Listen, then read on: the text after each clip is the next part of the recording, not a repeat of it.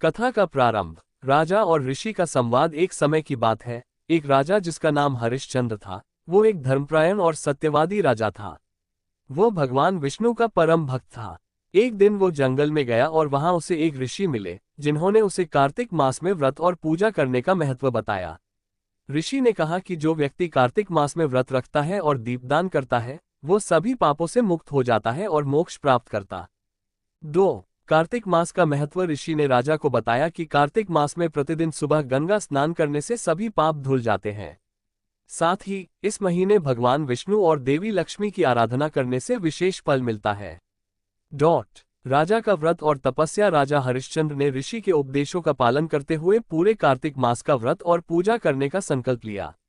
उन्होंने दीपदान किया और प्रतिदिन गंगा स्नान के बाद भगवान विष्णु की आराधना की। उन्होंने दान पुण्य किया और गरीबों की सहायता की।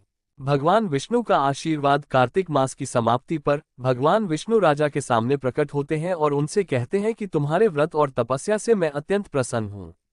उन्होंने राजा को आशीर्वाद दिया कि उनका राज्य समृद्ध रहेगा और उनके वंश में सुख शांति बनी रहेगी।